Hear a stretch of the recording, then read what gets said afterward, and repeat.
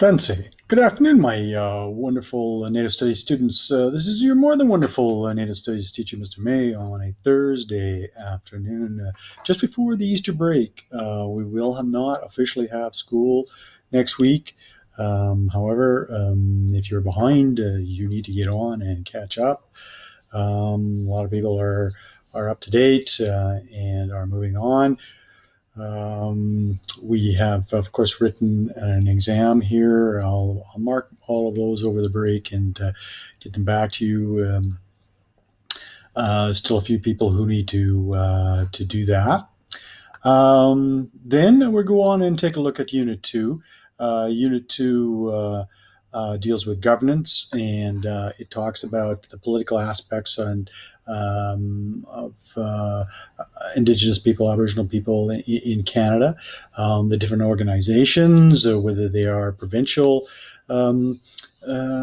groups like the Métis societies of each province, or the National Métis Society, the FSAN in Saskatchewan here, Federation of Saskatchewan Indian Nations, and the AFN, Assembly of First Nations, all politically associated with one another, and all are a part of lobbying for Aboriginal people in Canada today. So it's a very important issue.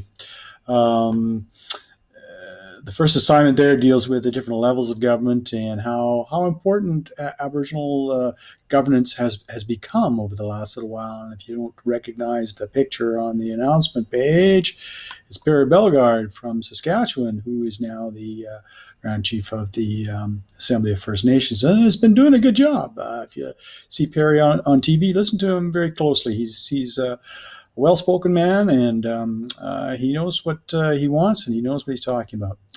Okay, so take a look at that assignment, first assignment in Unit 2, and then I'm asking you to go on, or before I do that, I'd like you to maybe take a look at and read about the Senate appointments that have been made, and one of the most important ones for Aboriginal people is the appointment of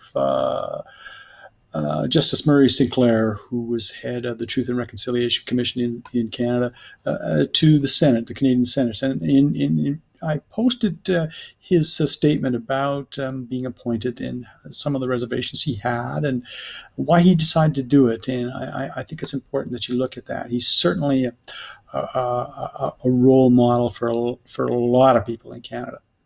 And hey, talk about a segue, because that leads me into the second assignment there in Unit 2 on role models. And it's a really good assignment. And I'm asking you to look at the first question deals with picking out a number of young Aboriginal role models in Canada today. Okay? And then what I'm asking you to do is, in the second part, is to tell me about a role model in your life, someone who has affected you, someone who has guided you along the way.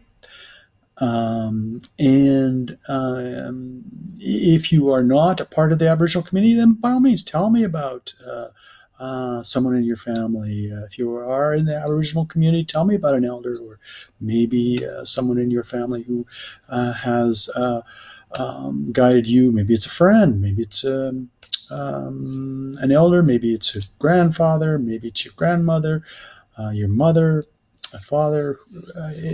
I always like this assignment because people tell me some wonderful things about people who have affected them in their lives. So I'd like you to do that assignment, please. Okay, you can go on and take a look at Unit 2, Assignment 3, which deals with the Indian Act if you want to as well. It's just a couple of other things here. The break, of course. Make sure that you're catching up. Make sure that you're going to get everything done. I think that's all for me today. So, as they say, we'll see you online.